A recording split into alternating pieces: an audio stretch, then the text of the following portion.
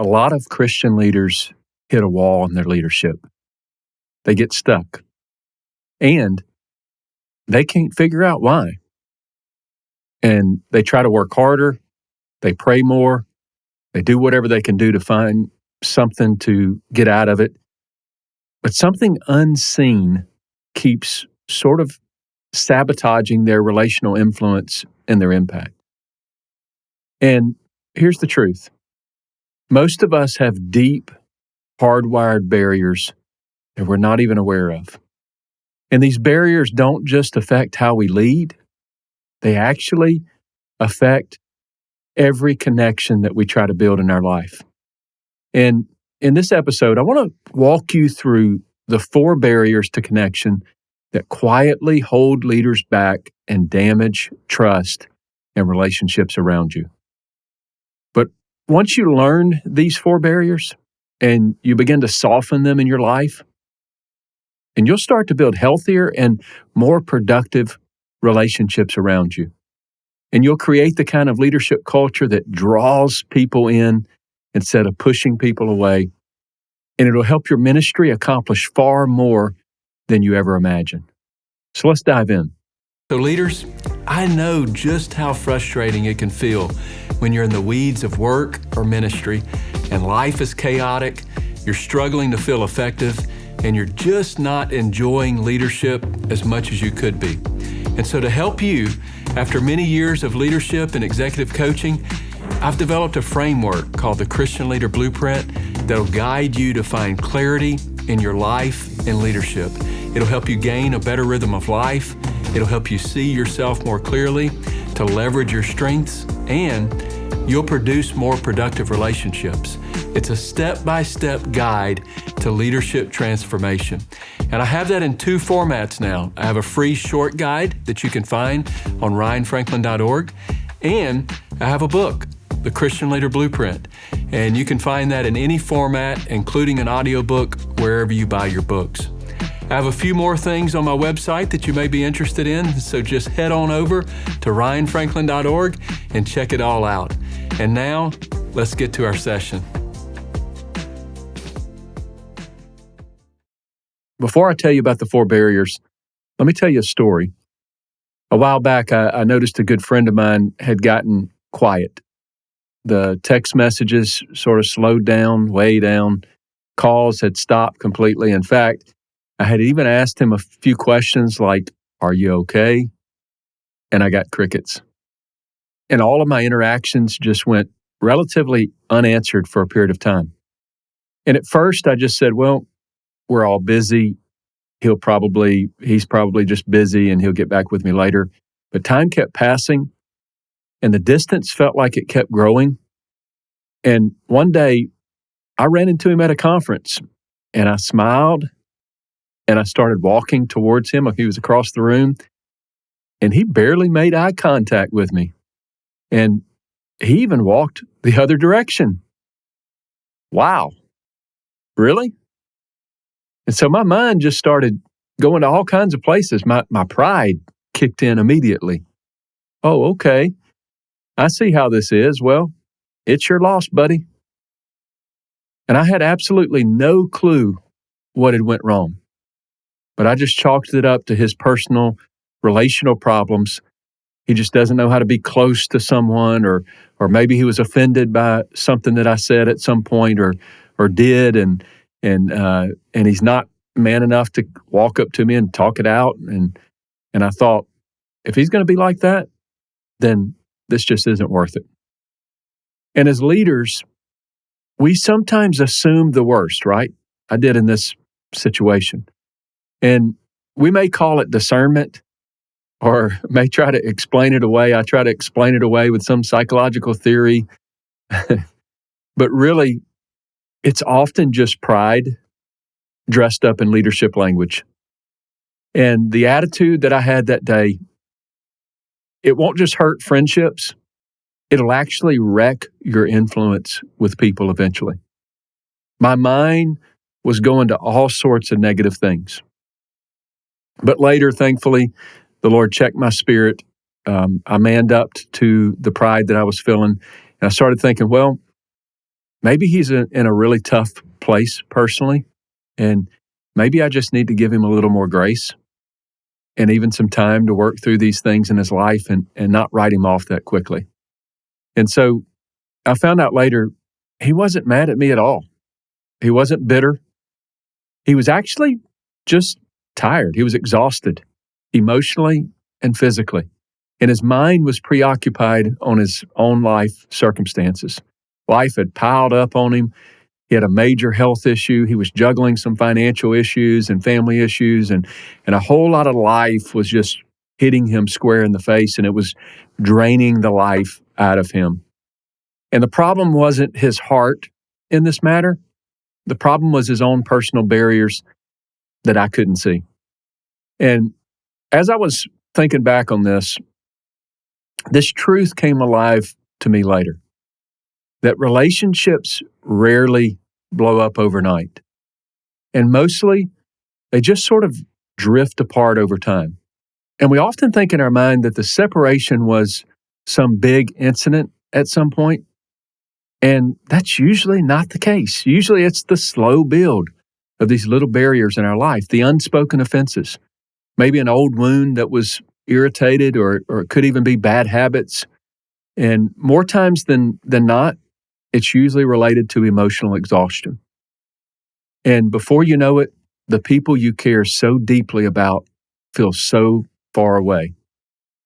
And today we're going to get into these barriers, these 4 barriers, and we want to evaluate our lives considering these 4 barriers. We're going to uncover the sneaky ways that relationships sort of drift apart over time, not because of hate, not because of lack of love, but oftentimes because of neglect or pride or unchecked patterns. And here's the deal. If we don't recognize and remove these barriers, or at least soften them in our lives, there's no doubt that we'll eventually end up isolated or hurt or just out of sync with the people that God has called us to love, even people that you so deeply depend on as a leader in your church or in your ministry or in your business. Because unfortunately, these relational barriers will follow you into staff meetings, into ministry strategy sessions. They'll even follow you into the pulpit at times. And so here's the 4 barriers that we're going to walk through together today. I'm going to go ahead and give you a snapshot of them. The first one is pride. This is the wall that we choose to build. The second one is past wounds. These are the hurts that continue to try to write our stories. The third one is poor patterns. These are habits of disconnection that just slowly drift us apart. And then number 4 is emotional exhaustion. This is the quiet disconnect, that slow drift. It's also a slow drift that we don't even notice. And so my goal here today, if you'll stay with me through this entire episode, is really simple. By the end of this podcast, I want you to be introduced to the barriers. And my hope is that you'll just work to at least identify if some of these barriers, 1 or 2 or 3, or maybe all 4, are in your life and in your relationships. Because I believe that awareness and knowledge is the start for change in a person's life. It's not the end goal, but it's the start. Because if we can name it, then we can work to tame it. And so let's start with the most deceptive barrier, in my opinion. Number 1, pride. Pride is the wall that you choose to build. This is the wall that we sometimes build because we're waiting for another person to act or for the other person to move first. And so let me take you to a story that most of us would know, the prodigal son in Luke chapter 15. We usually focus on that younger brother, the one who took his inheritance, he wasted it, and he came crawling back. But today, I want you to focus on the older brother.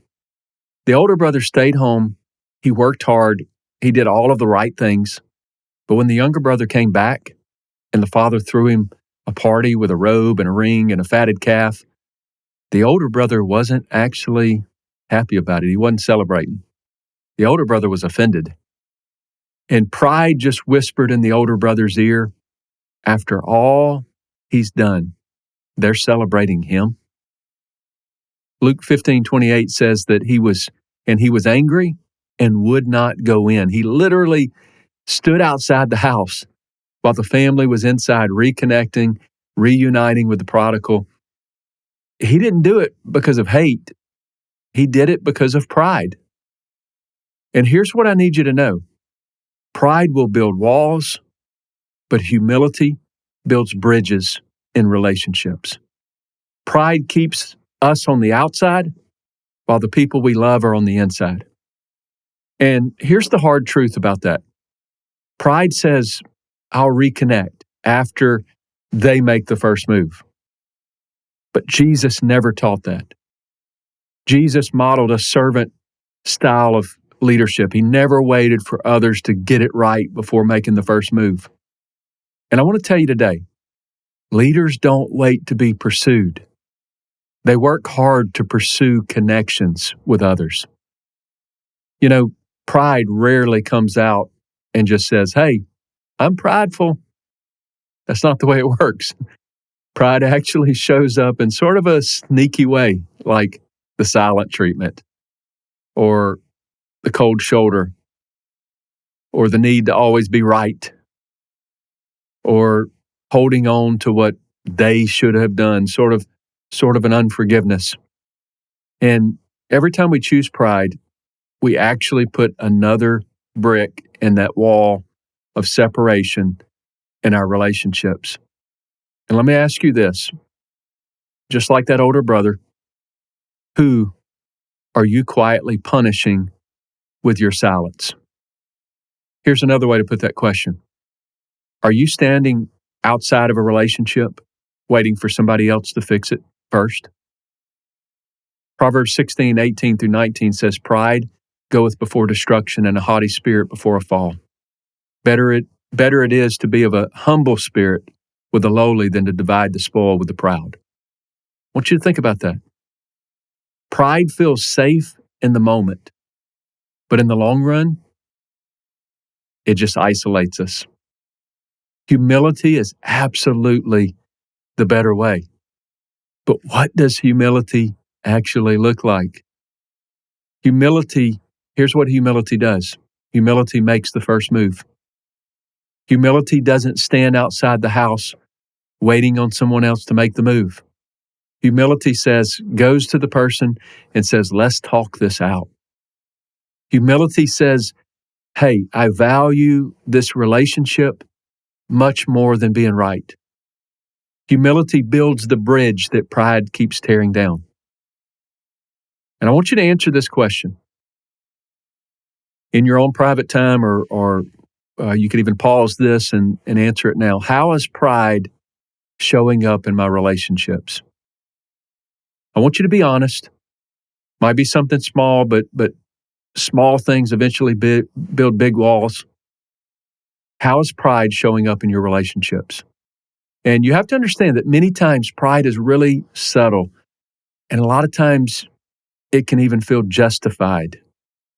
But at the end of the day, pride, no matter the reason, the fact is that pride builds walls and humility builds bridges. And reconnection always starts with your humility, always. So pride is a wall that we choose to build. But what about this next relational barrier? This next one is often a wall that we didn't necessarily mean to build, but maybe it was a hurt that was never healed. And so this next one, past wounds, these are hurts that still try to write our stories, and they quietly shape our relationships even today.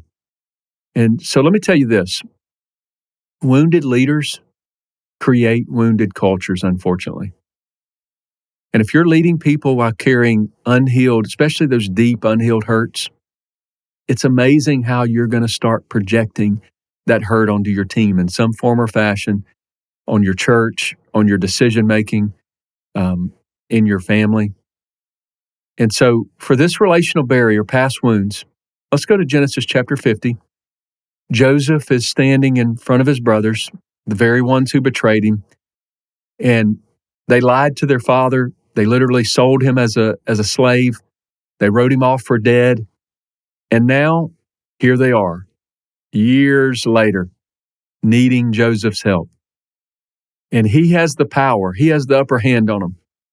And if Joseph was like most of us, like me, he would have every reason to use that moment for payback. I'm going to make them pay. And Joseph had all the power he needed to do that, do just that, to punish them in this circumstance. But I want you to listen to his words, Genesis chapter 50, verse 20. But as for you, you thought evil against me, but God meant it unto good. And I think it's so important to point out that Joseph didn't ignore the wound. He was fully aware of what they had done to him, and he acknowledged it, but he refused to let it define the relationship that they would all have in the future. And here's reality. I don't know what type of counseling work Joseph had to do to get to that place, but here's reality. If you don't figure out how to deal with your wounds, guess what? Those wounds will deal with you. Because if we have unhealed wounds within us, the problem is that those wounds don't just stay quiet. And it's crazy how those things will sometimes bleed into other conversations in our lives. And unfortunately, sometimes those wounds will sort of twist how we hear people. Somebody may say one little small thing, but you react through the lens of that relational wound. And we all know people are really, really sensitive and get their feelings hurt. We know people like that over every little interaction. Those people truly do need deep counseling to overcome those deep hurts. But I'm really talking more about the common person. We too have these little things that sneak up in our interaction. For me, my issues revolve around rejection. That's a wound for me that I've worked really hard on for many years, and I'm still working on it. But just like that, the connection with another person can easily get hijacked by the past, by our past wounds. And, wounds are sneaky. They aren't always obvious. Sometimes they show up in like over time and just little interactions or overreactions, or maybe our emotions get heightened on us too quickly, like anger, or maybe it's sadness or some other emotion that's over exaggerated. Or maybe they just show up as assumptions. We assume we know what that other person was thinking, and it really wasn't that at all.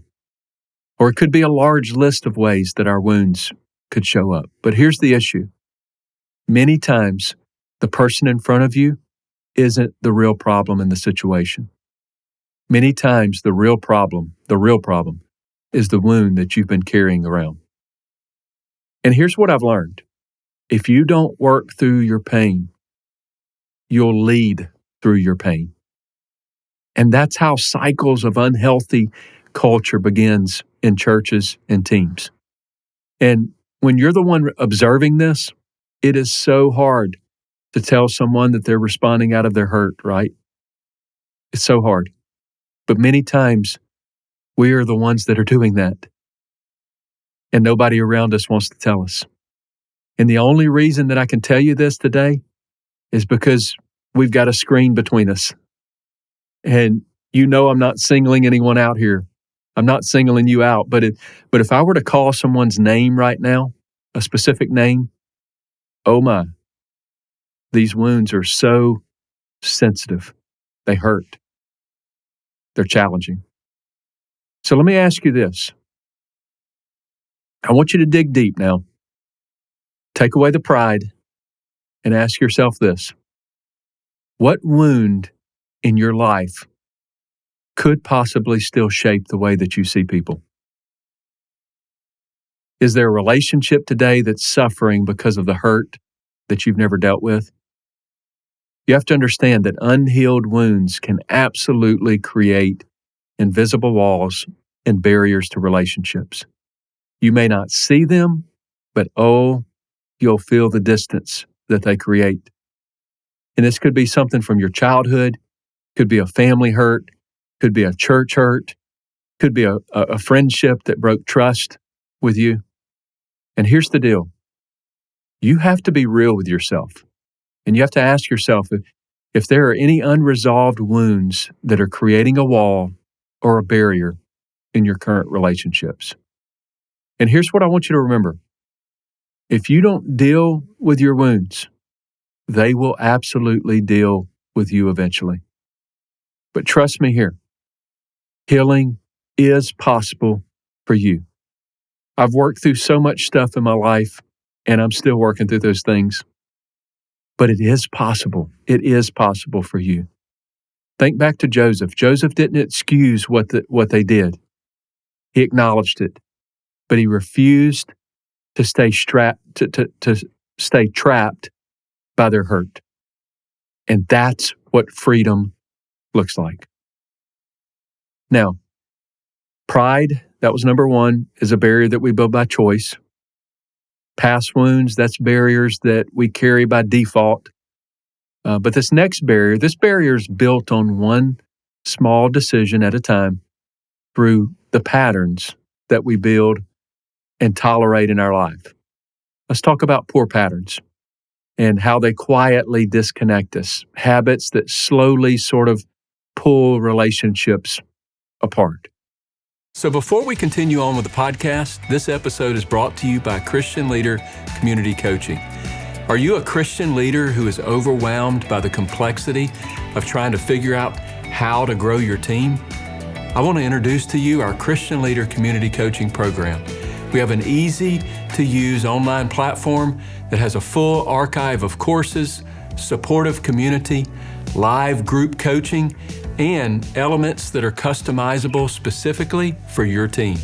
And I've personally seen the quick and enormous impact that it can have on a team of leaders who are focused together on learning and mastering the skills needed to grow their leadership effectiveness and enjoyment. And we want to be a part of that with you. We want to help you create and implement a plan. The community is very much affordable, but I would say that you can't afford not to have focused growth within your team. Your results heavily depend on it. So don't wait any longer. Let's do this together. Go to ryanfranklin.org and join Christian Leader Community Coaching today. I look forward to seeing you and your team inside the community. And now, back to our podcast. A couple came to me a number of years ago, and one of them said, we're not really fighting much. We just don't feel close anymore. And it wasn't some big blow up that this couple had. There wasn't a scandal. It was just this slow drift of relationship. And so I asked the question, actually I was right back here doing pastoral counseling behind me. And I asked the question, what does a normal week look like for you? And it was a middle-aged family. They both worked full-time. They would come home tired. They would eat dinner in front of the TV, or they would be scrolling on their phones until late in the evening. And they really didn't talk much. There wasn't many check-ins in the day. They hardly ever prayed together. There wasn't really any real conversations. And they didn't even realize it, but as we talked more, they weren't disconnected because they didn't love each other. They were disconnected because their habits just didn't create much opportunity for that relational connection. And this applies to our leadership too. If your rhythm doesn't include regular, intentional check-ins with your team, then your connection is going to slowly and eventually erode. You'll be managing people instead of truly leading people. And that's the danger of having poor patterns. It's not necessarily bad things. They just kind of sneak up on us sometimes because they don't feel urgent. But the problem is that eventually those slow patterns produce distance. And there's danger in distance. I preached a message on that one time. There's danger in distance. And the unhealthy patterns that you tolerate will eventually dominate your relationships.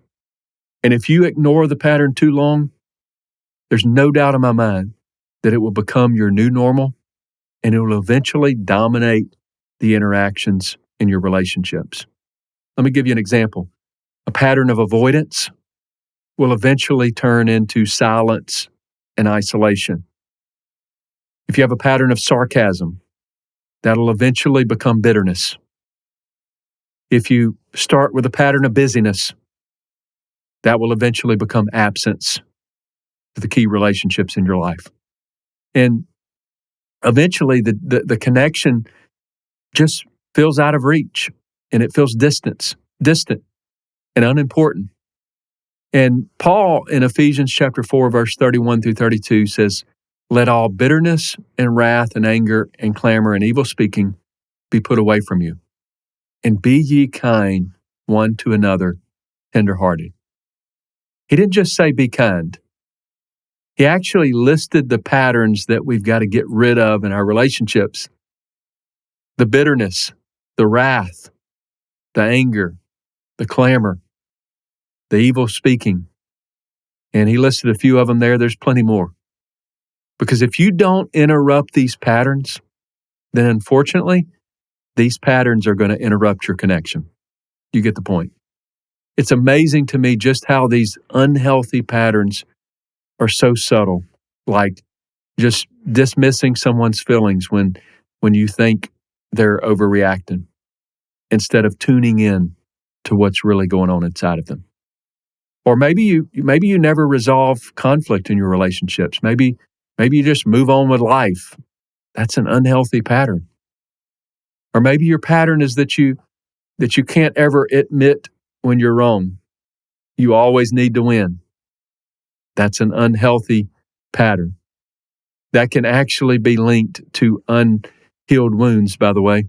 All of these are kind of connected.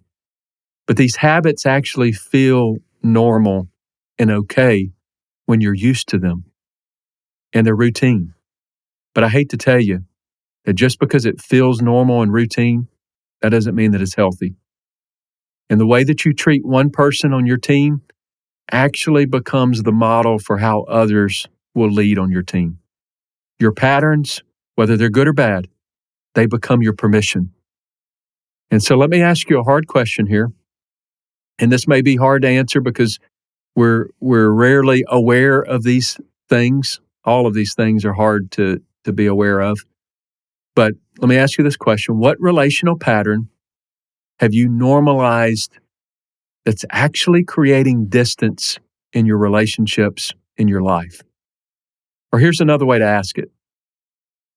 What do you keep tolerating that's slowly dominating your relational connections? Remember this, the patterns that you tolerate will eventually dominate. And the only way to break a pattern is to start a new one, a more healthy one. Amen? Okay, so far, we've looked at pride, walls that we build on purpose. We've looked at wounds, walls that we carry by default. We've looked at patterns, walls that we maintain without even noticing. But the last barrier, the last wall, this is one of the quietest and I have to say one of the most dangerous to our relationships because it's so subtle and it's really socially acceptable these days, but it's emotional exhaustion. When you're so drained emotionally, and that emotional drain becomes a physical drain, and it all works together to just zap the energy that you would use to relationally connect. Emotional exhaustion is one of the most challenging barriers to relationships. So let's talk about it. Do you remember Elijah, the prophet in the Old Testament? Elijah had just called fire down from heaven. It was this huge victory in his ministry, but right after that, Jezebel threatens him. And suddenly, Elijah is done. This prophet runs into the wilderness, and he sits under a juniper tree, and he says in 1 Kings 19:4, "It is enough. Now, O Lord, take away my life." Wow. Think about that. One of God's greatest prophets.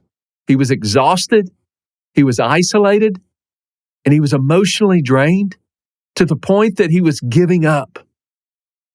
And you have to understand that the problem wasn't his calling, and the problem wasn't the people. The problem is that he had nothing left in the tank. And there's no way that you can pour into others from an empty cup.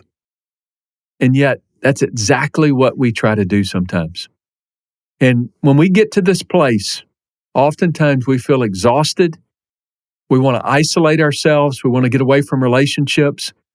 And when we get to this point, sometimes we even want to give up. You know, this is often a crazy rat race of a life, right? Ministry is tough. It seems like balance is just a non-existent word for most people in this world. And oftentimes we run on fumes, we overcommit, we say yes to everything and everyone, and we actually withdraw from relationships and wonder why we're irritable or withdrawn or disconnected or all of the above. Because emotional exhaustion can show up in a ton of different ways, but one of the most overlooked ways that it shows up is just a simple word called indifference. You stop reaching out. You stop listening deeply. You stop caring as much. And emotionally, you just get disconnected. Not because you don't love them, but because you're drained and you just don't have the energy to do it. And here's the danger in that. Emotional exhaustion can create a drift that sometimes you don't even notice until the distance feels permanent. And when a leader is emotionally depleted, they don't just withdraw. They actually start leading from autopilot. And their vision becomes vague. They struggle to get vision. Their communication gets sharper with people in a negative way. And people start to feel a lack of acceptance and they feel unseen. And I want to point out what God didn't do with Elijah. God didn't rebuke him. He didn't give him a long list to get back to work on. He actually just gave him rest. And he gave him food, and he restored Elijah by bringing him back into a healthy life balance. And only after that, God spoke to Elijah in a still, small voice. And so reconnection for Elijah started with rest.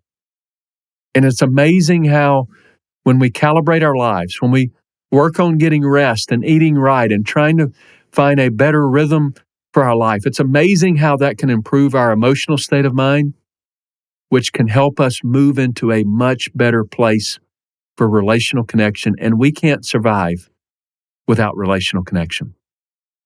Emotional margin can make a huge difference in our lives. And so let me ask you a few final probing questions. First one is where are you running on empty in your life? Where are you running on empty? And who in your life is feeling the effects of your exhaustion?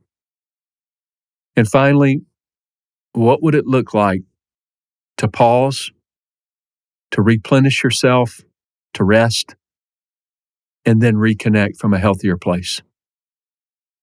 Maybe it's setting better boundaries. Maybe it's some sort of Sabbath or something of that nature. Maybe it's saying no to things that don't really matter. You have to understand that you can't pour into others from an empty cup. And if you want stronger relationships in your life, then you absolutely must work to steward your emotional energy. So today, as I wrap up here, we looked at 4 barriers today. Number 1 was pride that builds walls. The second one was wounds that will write false stories. The third one was poor patterns that will slowly pull us apart. And then the fourth one was emotional exhaustion that quietly disconnects us. And here's the good news for all of us. If you're struggling with connection in your relationships because of any one of these barriers, there's no doubt in my mind that reconnection is possible for you and the people around you But here's the deal. It doesn't start when they change. Reconnection starts with me. Reconnection starts with you. You can't expect your church or your team or your family to pursue a healthy connection if you are not modeling it first. Reconnection always starts with a leader. And as we bring this to a close today, I just want you to picture this in your mind. Every relationship that you care about deeply, whether it's a personal relationship or a leadership relationship, every relationship has a bridge between you and them. But over time, barriers such as the ones we've identified today, they just start piling up on that bridge. Pride is going to add bricks, and the old wounds will just continue to stack on top, and those poor patterns, they start to clutter the path, and our emotional exhaustion just seems to just flood it with unnecessary debris. Until one day, you look up and you realize, wow, I'm disconnected. And the relationships around you are blocked, and you get this terrible feeling of isolation. We've walked through these 4 biggest barriers that I see. One more time, pride. Number 1, pride builds walls where humility should build bridges. Number 2, wounds that we don't deal with will deal with us. Number 3, unhealthy patterns we tolerate will eventually dominate our relationships. Number 4, emotional exhaustion quietly disconnects us until that drift feels permanent. But here's our hope. Every one of those barriers can come down. Reconnection doesn't start when they change. Reconnection starts when I change. And it starts with humility, and it starts with healing, and it starts with breaking old patterns, and it starts with rest and healthy rhythm. Reconnection starts with me. Leaders, I want to give you a simple challenge this week. Don't just reconnect personally. I challenge you, reconnect strategically. Schedule one conversation with one person that you've drifted from. Ask a team member how they're really doing.